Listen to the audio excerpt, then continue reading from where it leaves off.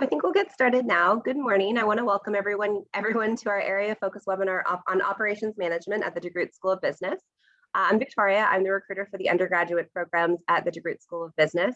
And before we jump into the webinar, we want to explain what an area of focus is. So some of you are probably in first and second year. You probably know the structure of our program. If you don't, you'll learn today. But some of you also might be applicants and you're not used to how our program's structured. So in our program, you go into the first 2 years in your general, you take courses from all of our areas. And then in your third and fourth year, you can choose an area of focus if you'd like to, or you can stay general. So for today, we're going to tell you more about operations management and what you'd learn if you decided to go into that area of focus. So today I'm joined by two of our faculty. I apologize for my cough. From our operations area, we have Dr. Behrouz Bakhtiari and Dr. Zhou. And I'd like to welcome Behrouz, who's an assistant professor at DeGroote. He's interested in supply chain management, supply chain analytics, and the application of game theory, just to name a few. He also teaches courses in statistics, operations management, and simulation for business analytics. He also teaches one of our first year business courses. So any of you who are applicants and looking to come next year, you're going to see Behrouz in about a year. Next, you're going to hear from Yun, and he's an assistant professor at DeGroote. He's interested in revenue management, supply chain management, and healthcare operations management. And he teaches courses in operations management and queuing theory. So I'm going to pass it over to you. But before I do, I just want to let anyone know if you have any questions, you can put it in the Q&A along the bottom or put it in the chat. And after we're done the formal presentation, we're going to get to all of your questions. So I'll pass it over to you. Hello, thank you very much. Good morning, everyone. Good morning. I recognize most of the names here on the participants list. So that's great. I'm lucky in that I usually see everyone, like other than prospective students, anyone who comes through the door at DeGroote, I will see them at some point. First year, it used to be second year. Now Yun sees everyone in their second year. I see them first year. So we're lucky in that sense that we basically see all of you guys. Let me share my screen and start the slides. So Yun and I will both take turns to talk about different aspects of this series of slides. And we're starting with operations management. What is operations management? Yun, can you please provide the definition? Yeah, definitely. So first of all, good morning, everyone, and thank you for joining today's session. It's a great pleasure to be here to share with you some information about operations management. So if I have to use one sentence to define operations management, I will use what you see on the slide. This is sort of a textbook definition. It's all about how to create value by converting inputs into outputs. If someone is saying that they are operating a business, it means that they are managing business activity in order to provide products or service to customers. And then customers want to buy service or products from them because that's valuable.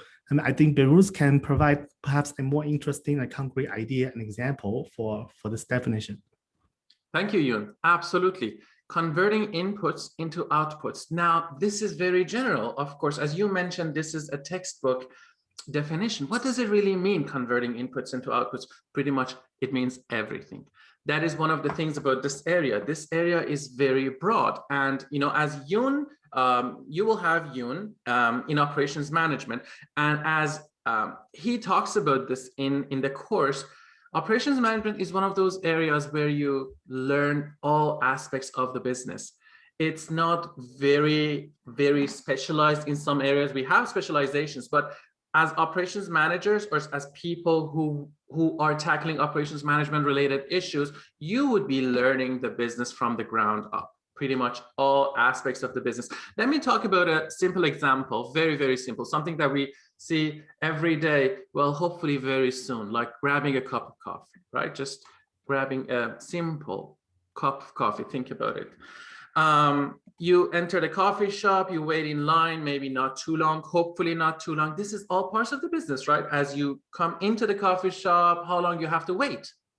What does the area look like? Is it welcoming? Is it friendly? All of these, someone has thought about them. So you enter the coffee shop, you wait in line, maybe hopefully not too long, less than a minute.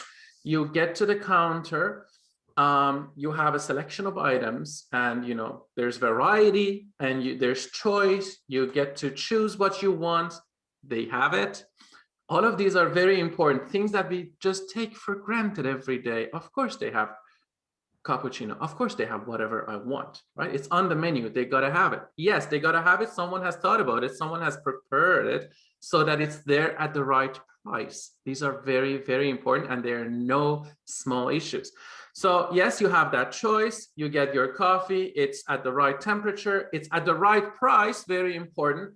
And then you leave with a good quality coffee. These are all things that I'm highlighting. These are all very, very important. We take them for granted pretty much all the time. Of course, the coffee should be good quality. Of course, it should be at the right price, right?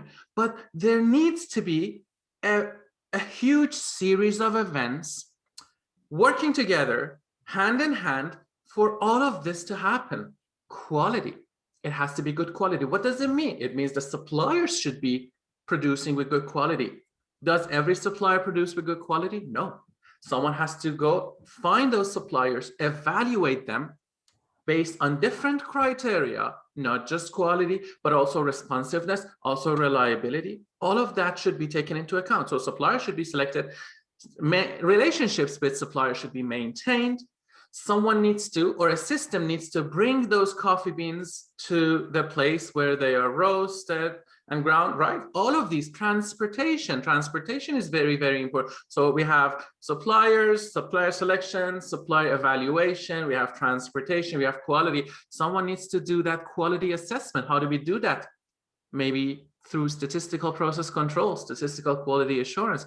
That project management, for all of this to happen, a project manager should be working with some stakeholders, some analysts, to make sure that the project is done in a timely manner. Forecasting. Someone needs to sit down and analyze the demand. This is how much demand we are expecting in the month of July.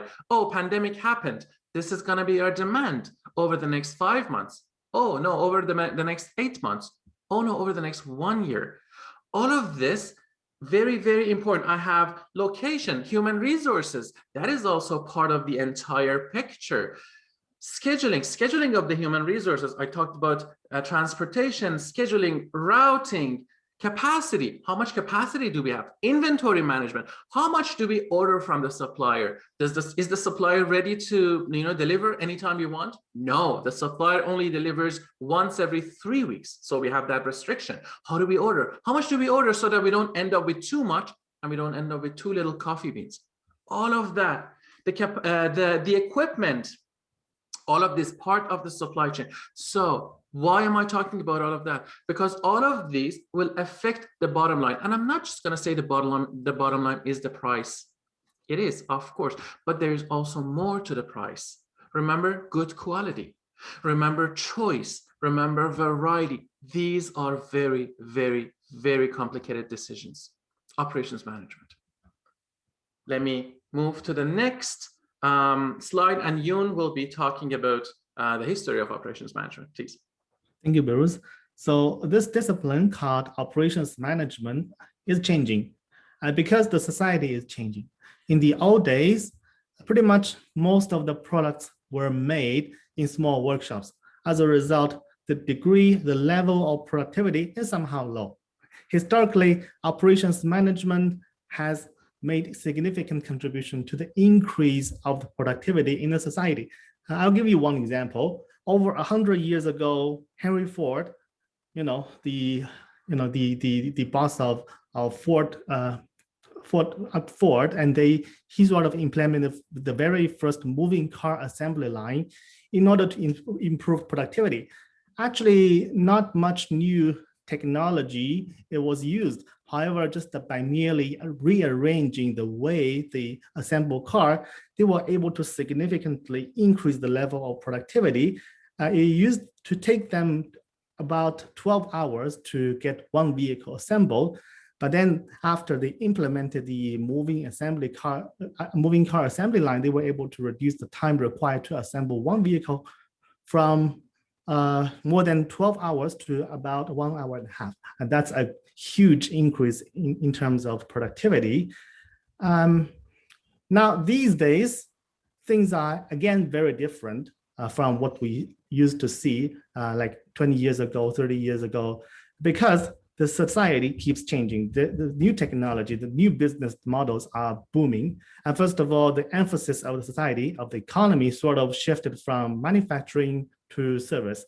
Somehow managing service operations is more challenging than managing, manufacturing activities, because customers have very diverse tastes or preferences. And then with all the new technologies, we always need to rethink how we should better manage business operations, business activities. Like what you're seeing here is Amazon using drone to make a delivery, to deliver small packages to customers. Then how do I optimize the routes for the drones? How do I, increase the efficiency with all the new technologies? So this discipline, operations management, keeps changing, and it is currently facing more opportunities and challenges than ever. Behrouz and I both prepared a couple of examples, real-world examples, to share with you. So perhaps Behrouz, you can take over to talk about the examples you have prepared. Thank you, Yoon. Yes, my example is talking about, again, I'm going back to the pandemic, something that we have all experienced over the past year. You remember when the pandemic hit last, April, March, April, well, March more so, March. What happened at the store, at the convenience store, the retail store where we buy groceries? What happened was some certain items disappeared. Hand sanitizers, toilet paper, and many other items of food and beverages. So one week you would see nothing on the shelves, only for you to see a lot of items over the next 2 weeks, and then again nothing on the shelves, a lot of item on the shelves. So what was this seesaw effect you were observing in terms of these items? Well, it was due to a few things. And first of all, that's an issue, right? When the customer sees all of a sudden empty shelves, that's an issue. It means somewhere, someone, I don't want to say failed, but they should have done a better job at forecasting the demand, also management of the inventory, management of the shipments, management of the supply relations, management of the production quantity, all of that. Somewhere there was a disconnect, so that the customer did not get what they wanted at that time, at the right time, when they had demand at the right price. And then, suppliers decide to produce more because the shelves are empty, and, shipments will come to the retail store, a huge amount of shipments, and then there's so much more than the customers need. And then maybe they would put discounts on them, so customers would purchase more, and then customers purchase more, again, empty shelves, again, alarms sent to the manufacturer, alarms sent to the suppliers, again, they produce a lot, send a lot of shipments to retail stores, and retail stores would again have more than enough, right? The seesaw effect that you would see is a problem, is an issue. When it comes to food and beverages, which also experience these effects sometimes, that means products could go bad, because products are sometimes perishable. When it comes to food and beverages, they are most of the time perishable. So that could result in a lot of waste. When we have overage, when we have more than customers need, some of that item, if it's perishable, will go to waste. That's an issue with respect to, and that's going to affect the bottom line. That's going to affect the profit. That's going to affect the price, right? Because if the retailer is not making profit, that will be often, transferred down to the customer in terms of higher prices. So that's an issue. And also, when the shelves were empty, that's lost profit. That's demand that we could not deliver. Also later, when you have more than you can deliver, putting discounts on them, that's also a sort of, lost profit, if that is not your intention to produce at that price. So this is an issue. How did that happen? Small changes in demand behavior that could not be forecasted in advance. That's issue number one. And also inventory and supply chain management. Maybe they were not ready for these disruptions. Maybe they were not resilient enough, right? So companies, not just about toilet paper or hand sanitizers, also again, a lot of food and beverage items were affected. Companies are now thinking Maybe we should keep more safety stock. Maybe. And that's the question. Safety stock is expensive. What is safety stock? That stock level that you keep in your inventory to make sure variations are absorbed. Variations, right? This week low, next week very high. This week low, next week very high. So these variations, maybe safety stock should be kept, more safety stock. And safety stock, again, items you keep in inventory, that's very expensive, very, very expensive. So usually retailers want to avoid too much safety stock. That's one issue which companies are thinking about. The other one, forecasting. Forecasting also, companies are realizing that the way they did forecasting in the past was maybe not optimal, in that they would rely only on historical internal data from the company. Oh, last July we had an uptick in demand. Why don't we assume that this year in July we're going to have an uptick in demand again? What is the reason? We don't know. It just happened, right? So just focusing on internal historical data may not be really that optimal. So companies are now realizing that on top of that, and they're not going to get rid of it, on top of relying on internal historical data, companies could use data analysis techniques, things that if you're in 1DA3, things that you are learning the basics of, to maybe look at other variables out there, natural disasters, weather, things like holidays, school holidays, events in the society. All of these could have some effect. So now what if we look at all of these variables and also our internal data? Are we going to find some trends? Companies say yes. If you look at more variables that are probably more relevant and are equally relevant as your internal data, you will find better trends. So you will do a better forecasting so that you are ready when demand goes up, you are ready when demand goes down, and you can see that in advance so that you don't fall into this trap of too much, too little, too much, too little, over and over and over, just because there's some variation in demand. So this was just one example of how operations management could be involved in making sure that the bottom line is preserved, even when things happen that would affect demand dramatically. Yoon will talk about another example, another case. Thank you, Behrouz. So this example I would like to share with you is about Instacart. And many of you probably know this grocery delivery service. Right? So Instacart has become quite popular during the pandemic.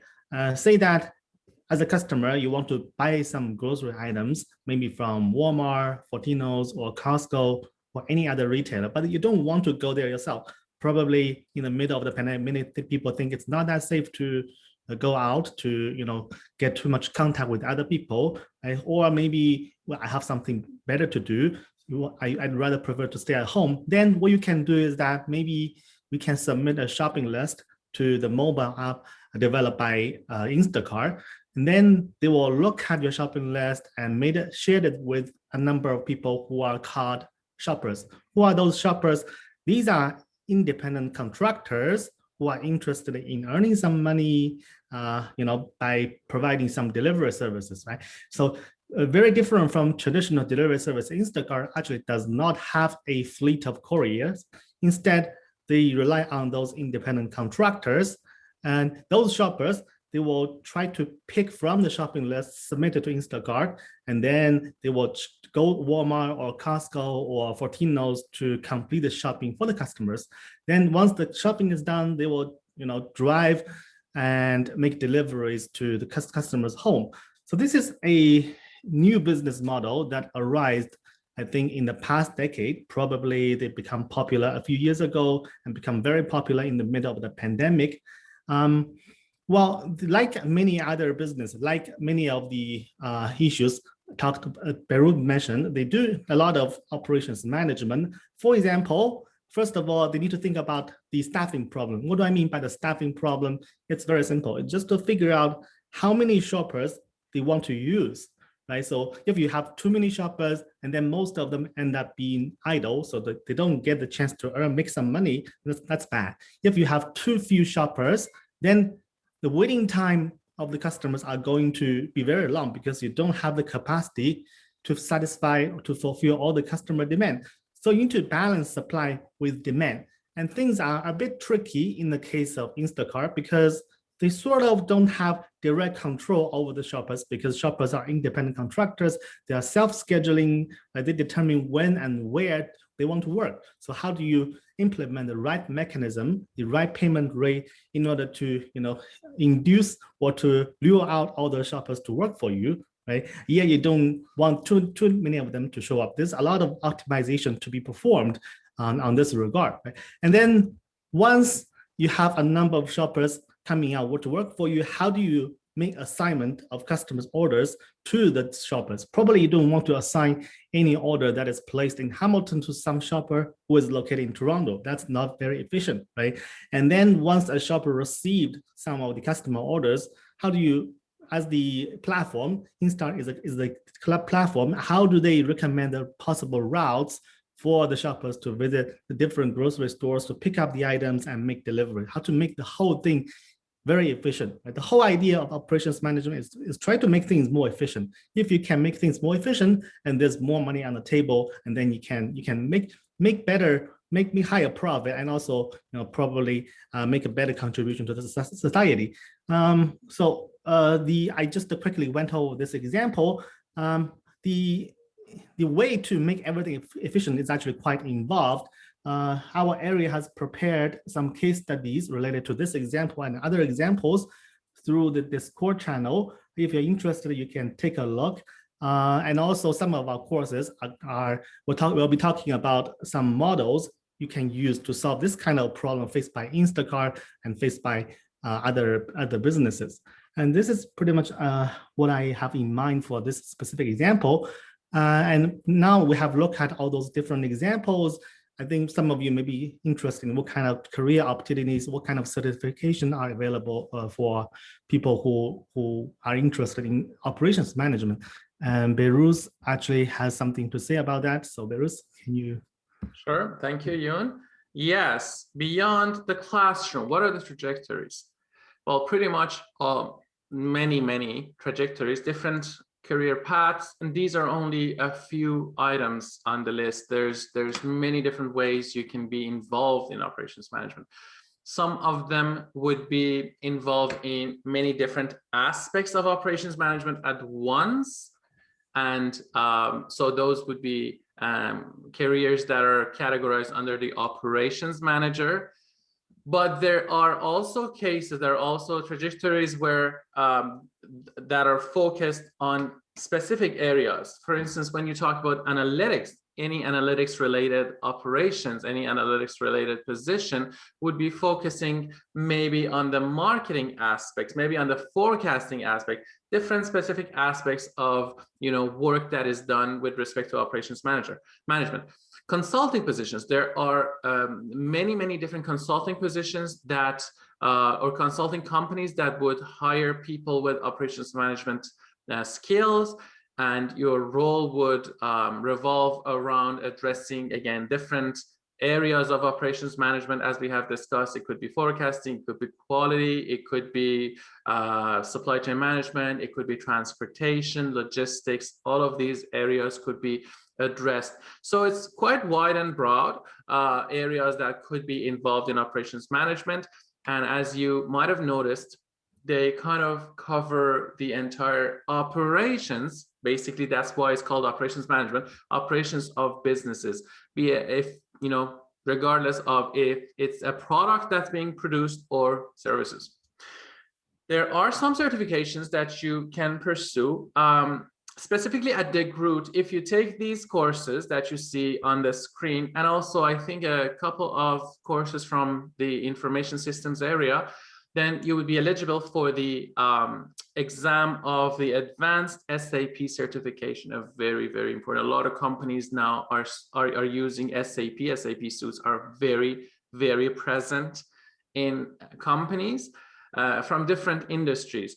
So that is a good opportunity that DeGroote offers. Take these courses, and also if you're from the IS and you're eligible for the exam. If you're interested, you can contact Dr. Montazami, reach out to myself, or employees at Student Experience office, they would be able to share his email address with you if you're interested in pursuing or learning more about the requirements of that exam and what the courses are like and so on. There are APIC certifications that you can get in supply chain management, logistics, transportations, different areas. There's CAP, a Certified Analytics Professional by Informs, the umbrella organization of our area, operations management. And there are many more certifications that you can pursue with respect to operations management. Involvement in the community at school or beyond school. One of the ways to do that is the clubs. The DeGroote Operations Association is our student-run club in operations management. There are case competitions every year. We had one this year, although it was not as advertised as previous years when everything was in person.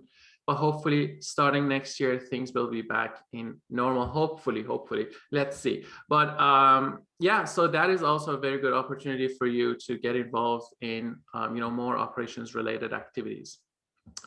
Thank you very much. And that is it from Yoon and I. Perfect. So we have some questions that have come in. If anyone has any other questions, you can feel free to send them to me in the chat or just send me a Q&A. One question that came up was, do you have any suggestions for what kind of a minor to pair with operations? Oh, sorry.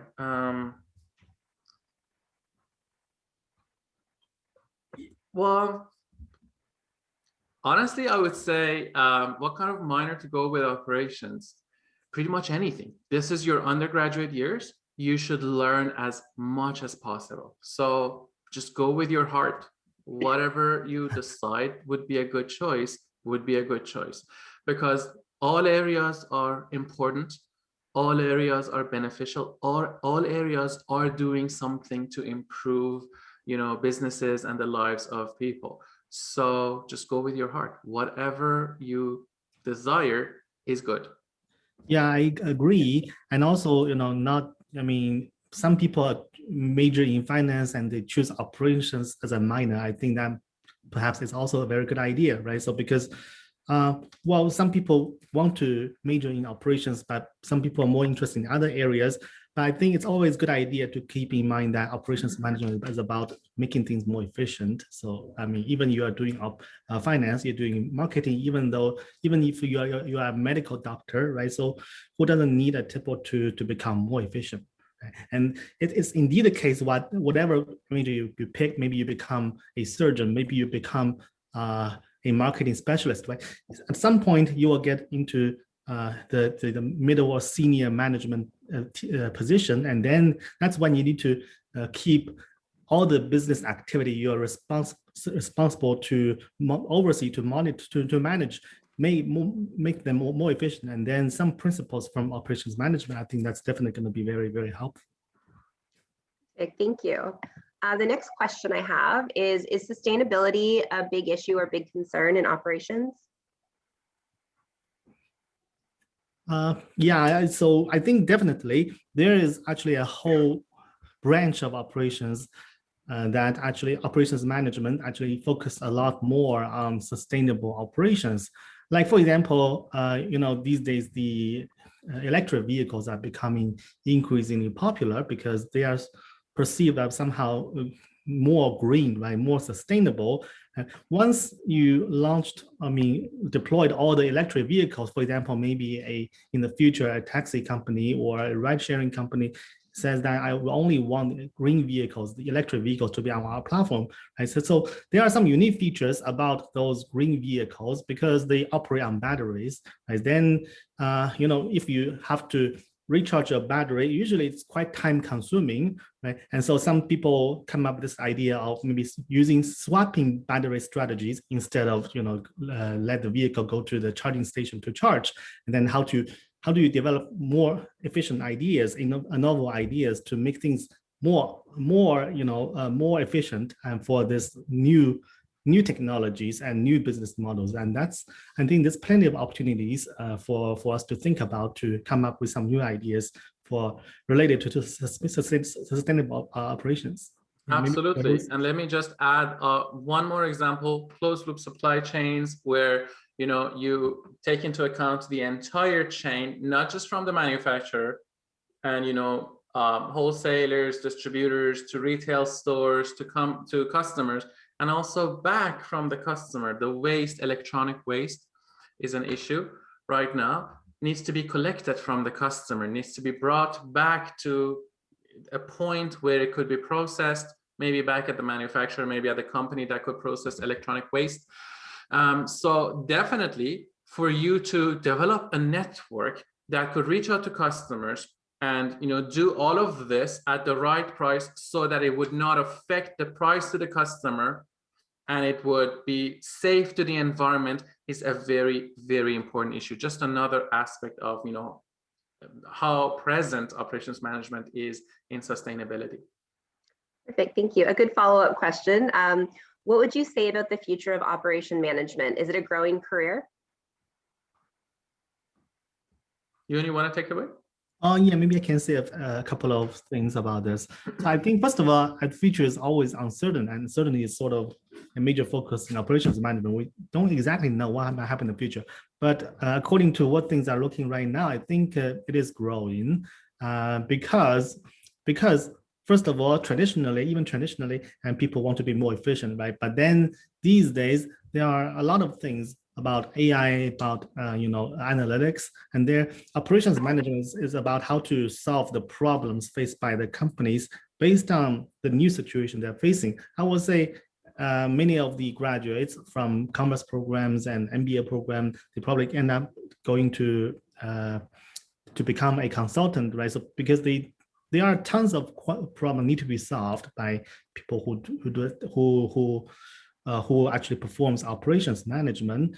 And I also think that it's somehow this kind of career is more difficult to be replaced by AI, because really the solutions you need to develop really depends on the specifics of the problem you are facing. So it's not always that standardized approach you can always resort to solve the problem. And perhaps Behrouz have more things to speak about. Yeah, I actually wanted to thank you. I was going to talk about analytics also, how important it is that there is human beings right by the machine, right next to the machine, to look at the provisions of the machine. This is one of the things that businesses are talking about. Black box models, things that you just enter input into and you would get some output from a model, are usually not good for each specific problem. We need people who know the business, we need people who know the AI, we need people who know these models to look at them, to evaluate them, and work with the machine to make better decisions. So yes, even with the AI, even with the machines, we are going to see operations management required in different aspects of the business and the industry, always. Perfect, thank you. The next question is, if you choose to do operations as a minor, which courses should you take? Yeah, this is a tough one. I think. Sorry. Let me jump in just to share that there isn't an operations minor within the commerce program that's official. So there is a set of courses that you can take to sort of share in an interview or in your cover letter that you've taken an area of focus in operations or specialize in operations. But there's not a formal minor that you'll see on your degree. So within the School of Business for operations. Thanks, Greg.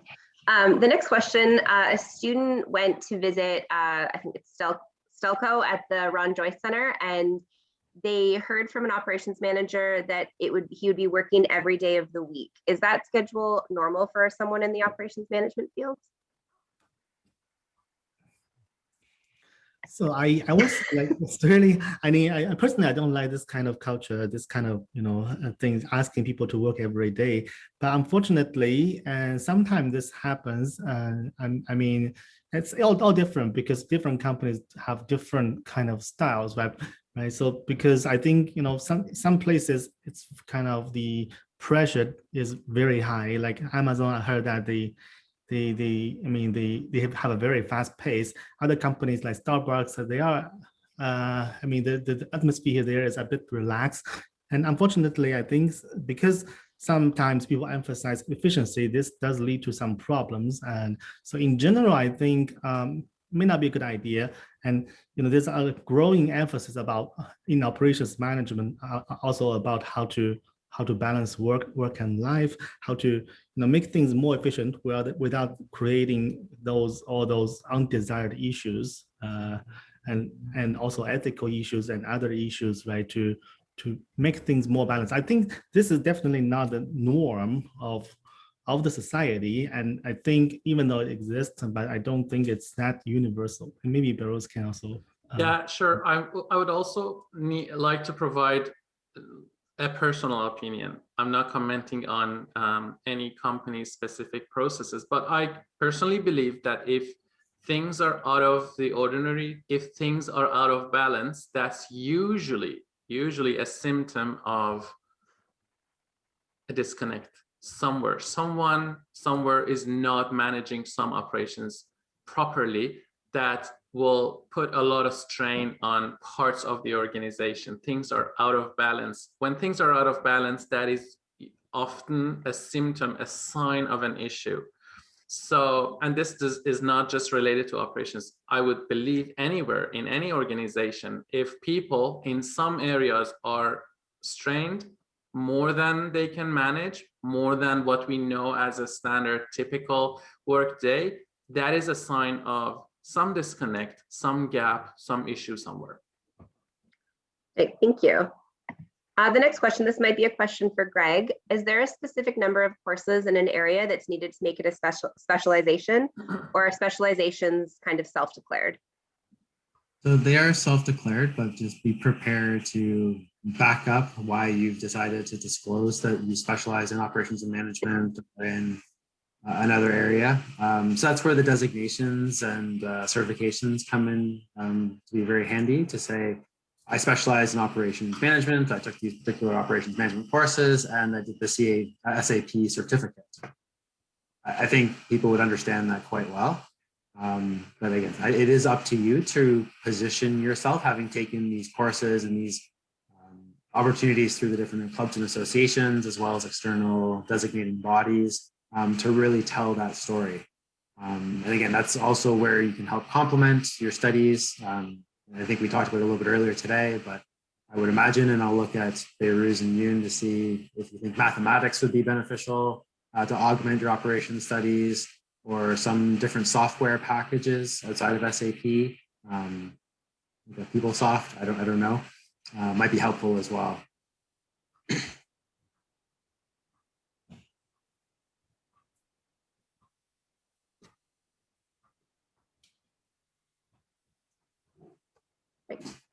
The next question is, how much are programming languages integrated into upper year operations management courses? Well, I think personally, I think neither Behrouz or I teach the upper year operations courses. I teach the second year course, and Behrouz teaches the first year course. But I think I don't know for sure, but I think there's a growing emphasis on analytic skills. So I think many professors are trying to incorporate some programming language, some analysis performed by computer programs like Python and R and other languages into the courses. I mean, personally, I think first of all, it's always a good thing to learn a little bit about programming languages, and we're doing a little bit of that in some of the courses. And second of all, this is actually, I also think this should not be the focus or emphasis of a commerce program or an MBA program. And the program in business should focus on developing novel ideas instead of becoming a software engineer.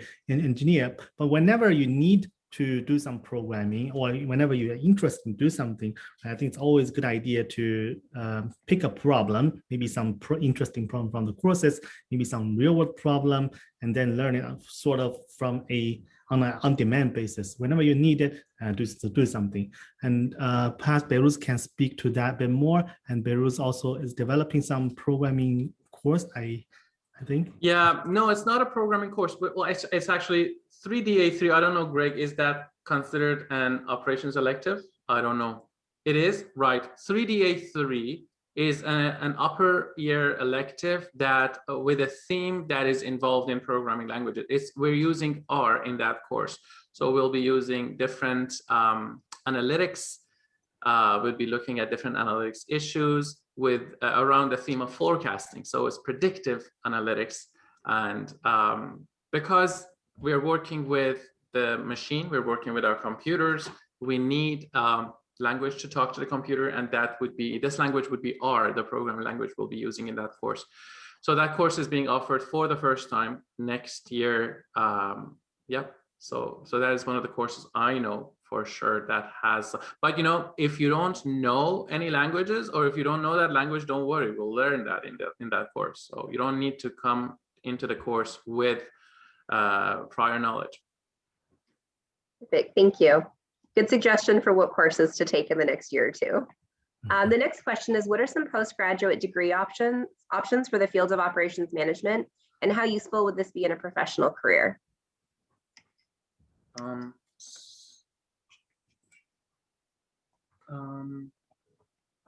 Sorry, I didn't catch that second part of the question. Yes, I can. What are some postgraduate degree options for the field of operations management, and how useful would that be in a professional career? The postgraduate degree, Yeah. how useful that will be? Well, let me start with the postgraduate.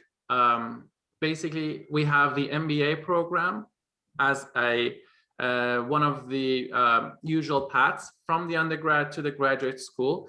There are other degrees that maybe perhaps Yoon and Greg could also speak to that, but there's a Master's of Analytics. There is another degree, I think, in computational engineering. Yoon, do you know of any other than the MBA or the Master of Analytics? Do you know what graduate programs exist? For the program offered by business schools, I think it's just the MBAs and Master of Analytics, and then some people choose to pursue another degree like in industrial engineering or computational sciences, and that's a whole different street. I think I don't see many commerce students actually pursue postgraduate degrees from those streams. So I always think it's more popular. MBA and Master of Analytics, these are the two main streams. And Master of Analytics very recently, because these are all very, very fresh new programs that I see business schools starting to offer. But yeah, MBA has traditionally been if you want to do graduate school, that has been traditionally the path for you into the graduate school. How useful? That's very difficult to answer, honestly. And I don't want to give an inaccurate answer. So it's very, very difficult. Depending on your position, some positions, very useful. Some other positions, like any other area in business, you may look at positions that are more advanced or positions that are maybe more entry level. Depending on the type of position you'll be targeting after graduation, the graduate degree could be absolutely useful. Some other areas, some other positions, you may not really need a graduate degree. So again, it depends on the type of positions you will be targeting. And this is no different than other areas. They will also have this. They have some entry-level positions, some more advanced positions, and depending on the type of positions. Like in consulting, I know, just speaking for consulting, I know graduate degrees are useful when you want to get a position at a consulting firm. They value graduate degrees very, very much. Thank you. I think you actually just answered the next question with your previous answer. It was, in your opinion, in operations management, what do employers value most, work experience or a graduate degree? But I think you answered that a little bit already. Do you have anything to add to that one? They're both very important. And honestly, I don't know which one is more important. Again, it depends on the position, depends on the company. Some companies traditionally would value experience more than a degree. if the position is a little bit more analytics based, like more science based, maybe you want to do work with software packages, things like that, then obviously degree becomes more and more pronounced. So it's a combination of different positions that you can apply to and different requirements for each position. It's very wide and broad. Perfect. So it looks like we have a final question, which is probably a good way to end it. Why did both of you decide to go into operations management? Yeah, that's a very tough question. Maybe I should start. That's a very tough question. It's a combination of, and I'm not lying, it's a combination of chance and will. So, and I think it's usually the case for most people, the path they take in life is a combination of will and chance. So yeah, I started off as an industrial engineer, which is very close to operations management in many areas. Many industrial engineers are gravitated towards, if they are interested in management, more managerial business related activities, they are gravitated towards operations management, the business school. And that's usually a path into the business school if you're an industrial engineer, because that discipline also deals with efficiency. You want to make things more efficient, and also peaks at managerial affairs. Yeah, so I started as an industrial engineer. I did a master's degree in operations management, that's when things started to change for me. So my master's is in fact in operations management. And that also was a bit of chance that I landed in that program. But then after that, it was like I had chosen my path. And then I moved for my PhD to a business school. And that was it. Operations management then was the natural path for me after I had done that master's and after I had realized that, this is the type of work that I'm interested in. Yeah, for me personally, I can use this famous story of hammer and nail. If you have a hammer, you are looking for a nail to hit. If you see a nail, probably you're going to look for a hammer. So for me, it was more like the former approach, the former path I followed, because I did a undergrad degree in math. I learned mathematical modeling and then a little bit of programming as well. And then I was thinking what kind of things I can do, because I don't want to be a mathematician. That's mathematicians are more interested in solving those theoretical problems than practical problems. So I tried to seek some opportunities, and then I got into an internship very briefly to consult a local retailer. And then that's when everything started. So I was thinking, I had this hammer, which is all the mathematical models, mathematical knowledges. I was thinking maybe I can do something, and this happened to be an opportunity and to do a little bit of consulting. And then that's when I realized maybe this is something interesting I would like to pursue. Right? I think somehow I to some extent I regretted it to pursue a master's degree in the first place, because I think I spent too much time on learning all the theories, and then I don't see the big picture. So the commerce program offered by DeGroote, I think we see different courses, we take different courses, and then specifically for operations management, we're trying to include different real world examples, and there are the upper year courses are more specialized, and the professors show you different real world examples, so you get to see different kind of problems and get to see more nails. Then they try to find the right hammer. And then I personally would prefer the latter approach, even though personally I just had a hammer in hand in the first place. And that's my experience. It's great. Those are great answers. I think that's a great way to end this. It's very, very positive. For anyone that's attending today, if you have any other questions after this, you can email us at BuzzCom. You can put your question into Discord, and there'll be more information on Discord about how to get engaged with our clubs and how to get more involved now. But thank you for attending. This is going to be posted on YouTube, so you'll be able to come back if you have any other questions, or if you want to get back. Thank you. I'm happy that this was helpful for you. So thank you again. I hope everyone has a good day. Bye. Thank you. Enjoy your day. Bye.